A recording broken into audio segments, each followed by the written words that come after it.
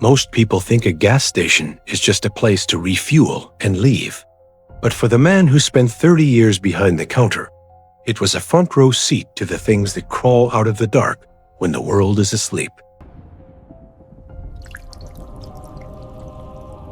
Welcome, little ravens. I am Morrigan. In this videos, I've opened a specific set of files records kept by an old friend who ran a 24-hour station on the loneliest stretch of the interstate. These aren't just trucker horror stories. They are the testimonies of what he saw from behind that glass counter. Real encounters with the night shift, gas station mysteries, and the things that haunt our roads. If you're brave enough to listen to the end, subscribe to my collection. Leave a like if you've ever felt that cold chill while fueling up alone. Running a 24-hour gas station out here, in the middle of nowhere, you learn to listen to what the quiet is trying to tell you. And on that Tuesday, at 2:45 a.m., the quiet was screaming. The neon sign outside pulsed with a sickly blue glow, casting long, distorted shadows over the empty fuel pumps. That's when he appeared. A massive rig, headlights off, just gliding off the highway like a deep-sea predator. Elias, a trucker I'd known for years, pulled in sharply. He was a man made of granite and black coffee, but when he walked into the store, he looked like his soul had been sucked dry. His eyes were wide, pupils so dilated they almost swallowed the iris. Elias walked to the counter, but he didn't ask for his usual coffee. He just gripped the wooden edge so hard his knuckles turned white. He smelled of diesel, cold sweat, and something metallic, something I can only describe as the smell of an old, abandoned place. "It got in 3 exits back," Elias whispered. His voice wasn't the confident rumble of an experienced driver anymore. It was the fragile squeak of a broken child. I didn't stop. I swear I didn't stop. But the truck just felt heavier, and when I looked over, it was just sitting there. I looked out through the thick, tempered glass that suddenly felt too thin. In the passenger seat of that dark cab, there was a silhouette. It was too tall, too wide. Its head was bent at an impossible angle against the truck's ceiling, like its neck had snapped and been glued back on. It didn't move. It didn't breathe. It just occupied the space in a way that defied logic. Many true horror stories begin with a mistake, but Elias's mistake was his own kindness. He admitted he saw someone standing by the roadside miles back, a figure in the pouring rain. He didn't stop, following that primal survival instinct all experienced truckers possess. But the thing didn't need him to open the door. It simply manifested. I tried to tell him to call the police, to not get back in that truck. But Elias just shook his head. He said the thing was talking to him. Not with words, but with images that filled his mind scenes of roads that led nowhere, of gas stations that were just facades for something darker. He kept saying, "It won't let me stop driving." Elias bought a pack of cigarettes, paid with a crumpled, damp bill, and walked out. I watched him go back to his truck. Each step seemed to take a superhuman effort. He climbed into the cab, closed the door, and for a brief second, the interior light flickered on. I saw the thing's face. It had no eyes, just deep, hollow sockets covered by thin, pale skin. It didn't look at Elias. It looked straight at me, through the glass of my store. The smile that formed on that face wasn't human. It was too wide, with teeth that looked like bone needles. The truck started and disappeared into the darkness, its tail lights never illuminating. Elias never reached his destination. The truck was found 2 days later, parked neatly by the roadside, just 10 miles from here. The cab was empty. Elias was gone, but the passenger seat. The seat was marked by a deep, unnatural indentation, as if something incredibly heavy had spent a very long time sitting there. People ask me why I still work the night shift after everything I've seen. The truth is, I'm afraid to leave. I'm afraid that if I ever get back on the road, I'll find Elias, or whatever was traveling with him. Sometimes the danger isn't in what we encounter on the road, but in what we allow to enter our private space. Elias didn't stop for the horror, but the horror decided his journey wasn't over. Have you ever felt a sudden weight on the seat beside you while driving alone at night? I doubt you'll tell me in the comments. It was a Thursday in mid-November. The wind was howling across the plains, hitting the side of the building with enough force to make the windows rattle in their frames. Around 3:30 a.m., a flatbed truck pulled in. It was an old model, rusted and battered, the kind of vehicle that looked like it shouldn't even be running. The driver got out, and even from the monitor, I could tell something was off.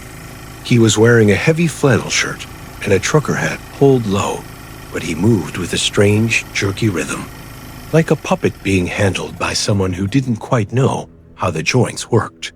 He walked into the store, and the first thing I noticed was the cold. It wasn't just the winter air he brought in with him. It was a deep, soul-chilling frost that seemed to radiate from his skin. He didn't look at me. He walked straight to the back, to the aisle with the canned goods. I watched him on the camera. He picked up a can of peaches, stared at it for a long time, and then put it back. Then he picked up the exact same can and did it again, over and over. "Can I help you with something, friend?" I called out. My voice sounded thin and hollow in the empty shop. He stopped. He turned his head toward the camera, but his body stayed facing the shelves. It was a slow, mechanical twist of the neck that made my stomach drop. He didn't say a word. He just walked to the counter, placed a single $5 bill on the glass, and walked out. He didn't buy anything. He didn't even take his change. I watched him get back into his truck and drive away into the black. I figured he was just another tired trucker losing his mind to the road. It happens more than you'd think. But exactly 1 hour later, the same rusted flatbed pulled back into the lot. The same man got out. He walked in with the same jerky movement.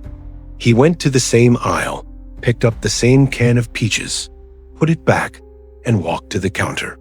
He laid another $5 bill on the glass. "You were just here, pal," I said, my heart starting to hammer against my ribs. "You already paid. You didn't take anything." Again, he didn't speak. He just stared at a spot about 6 inches above my head. Up close, I could see his skin. It didn't look like skin. It looked like gray clay that had been molded into the shape of a face, but the details were blurry, like an out-of-focus photograph. His eyes were just flat, black circles. No shine, no movement. He turned and left again. I was terrified, but I was also curious.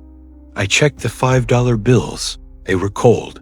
Not just cold to the touch, but icy, like they'd been sitting in a freezer for a month. And they were old. The series date on them was for 1974. They looked brand new, crisp and stiff, despite being decades old. I decided to lock the front door. I didn't care about the policy. Something was wrong with the fabric of the night. But as I reached for the lock, the flatbed pulled in for the third time. This time, the man didn't get out. He just sat in the cab, staring through the windshield at me. The engine was idling, but it didn't sound like a normal engine. It sounded like a recording of an engine, a distorted, looping growl that made my ears ache. I picked up the phone to call the highway patrol, but there was no dial tone. Just a strange, rhythmic clicking, like someone tapping a fingernail against a glass jar. Suddenly, the man in the truck began to change. His gray, clay-like face started to melt, the features sliding down toward his chin. His neck elongated, stretching upward until his head was pressed against the roof of the cab, just like the story Elias told me years later. He wasn't a man. He was a memory of a man, a glitch in the matrix of the road, repeating a loop that had no end. I backed away into the office and watched the monitors. The truck stayed there for 3 hours.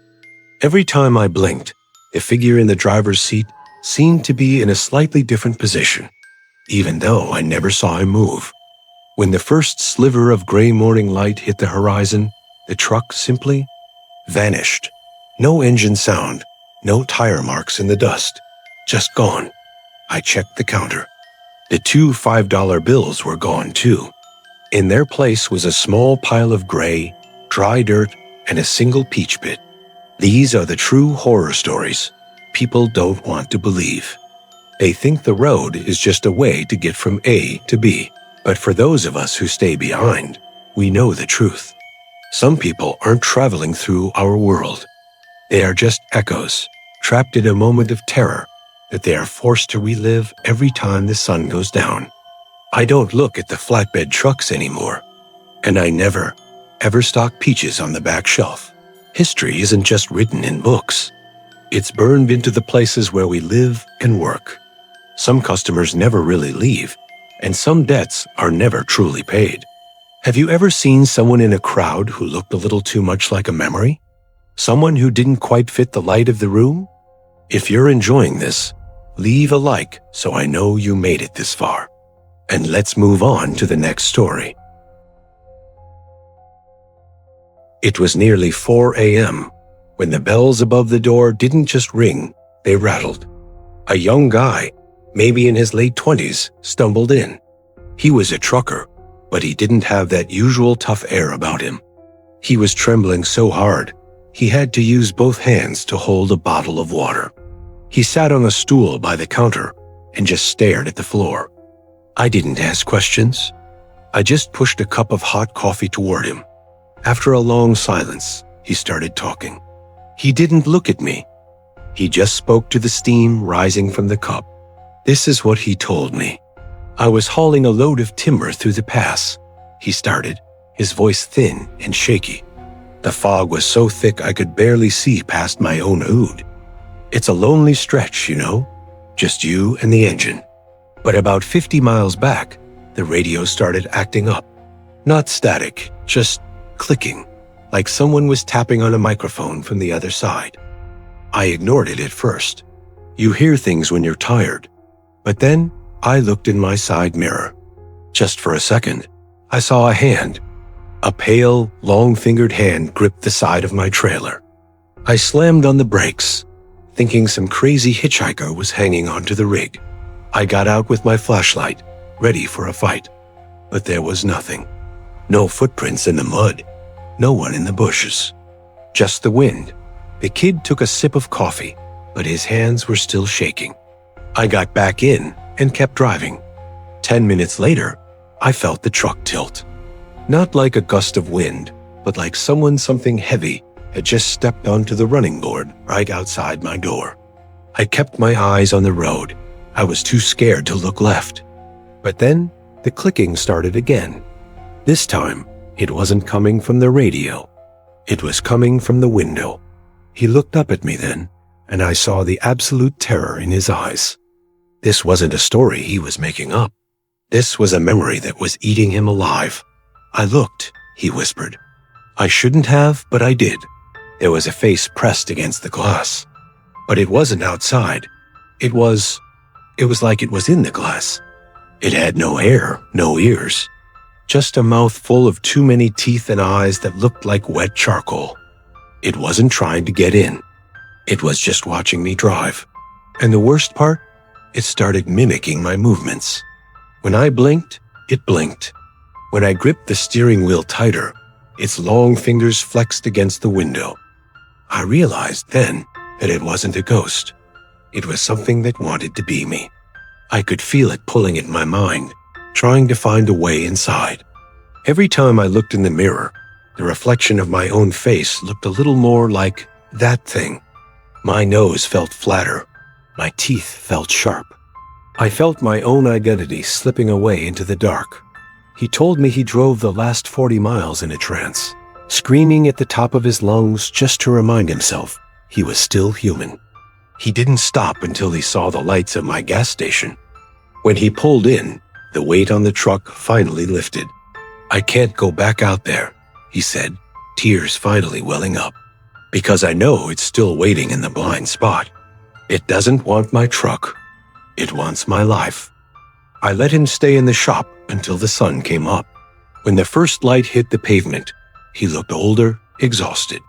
He thanked me and left, but I watched him walk to his rig. He didn't just check his mirrors. He covered them with duct tape before he started the engine. That was 6 months ago. I still see that blue truck pass by sometimes, but it never stops here anymore. I think he's afraid that if he stops, the thing in the blind spot will finally catch up. These are the true horror stories we don't tell the police. Because how do you explain that the monster isn't under the bed? It's sitting right next to you, wearing your own face. The road has a way of peeling back the layers of who we are. For that driver, the fear wasn't about dying, it was about being replaced. We all have a blind spot, a place where we can't quite see what's following us. What's yours whispering right now? Leave your comment, your like, forward it to your friends. Help us grow. Thank you, and let's move on to the next story. The night has a way of stretching time. Any trucker will tell you that after 10 hours on the road, the world starts to look like a dream. But sometimes it's not the driver who's dreaming. It's the road itself. It happened last year during the night shift. A man named Marcus pulled in. He wasn't a regular, but he looked like one tired eyes, flannel shirt, a heavy-duty pickup truck covered in dust from 3 different states. He looked like a man who just wanted to get home. He walked in, bought a bottle of water and a map, an old-fashioned paper map. "I think I'm lost," he said, spreading the map on my counter. His finger traced a road that simply didn't exist on any GPS. I've been driving for 6 hours, but every time I pass a mile marker, the number is higher, but the scenery stays the same. I keep passing the same dead tree, the same rusted-out car in the ditch. I looked at his map. The ink looked fresh, but the paper felt like it was 100 years old. I told him the highway he was looking for was 10 miles back. He thanked me, but he looked unconvinced. He walked out to pump number 7. I watched him on the monitor. He started fueling, but after 5 minutes, he hadn't moved. 10 minutes passed. The pump was still running. I looked at the register. It showed he had pumped over 200 gallons into a truck that only held 20. And the numbers weren't stopping. They were spinning so fast, the display was just a blur of red digits. I stepped outside. The air around pump 7 felt thick, like walking through tall grass. Marcus was just standing there, his hand on the nozzle, staring into the distance. "Marcus?" I called out. He didn't turn. "Do you hear that?" He whispered. I listened. I didn't hear the wind. I didn't hear the highway. I heard a sound like a heartbeat, deep underground, vibrating through the concrete. It was a slow, heavy thud. "The road isn't letting me go," he said. His voice was flat, devoid of any emotion. It was the sound of a man who had already accepted his fate. Every time I fill up, it just wants more. It's hungry. I looked down at the nozzle. It wasn't pumping fuel anymore. A thick, black liquid, darker than oil, was flowing through the clear part of the hose. It looked like ink. Or maybe it looked like pure shadows. Marcus's hands started to change. His skin was turning the same shade of black, the color creeping up his arm like a slow-moving stain. I was terrified, but when I looked at him again, he was fading away like smoke. Then he turned his head, and I saw his eyes. They weren't eyes anymore. They were 2 dark, endless tunnels. "Tell the next person," he whispered. "Tell them not to stop on the road, ever. Tell them to keep driving until the sun comes up." A sudden gust of wind hit the parking lot, blinding me with dust. When I could see again, Marcus was gone. The truck was gone. Pump 7 was hanging on the hook, completely dry. There were no tire tracks. No sign that anyone had been there. I went back inside and checked the cash register. There was no sales record. But when I looked at the counter where Marcus had left his map, there was a single wet fingerprint made from that black, viscous substance. And next to it, A small handwritten note that simply said, "Don't stop." These are the real horror stories that never end. Because the road is still out there. It's still hungry. Some places aren't built on land. They are built on the edges of our reality. Marcus didn't just get lost. He was claimed. What if the place you just stopped at isn't actually there anymore? Leave your comments and share with those who travel a lot on the roads.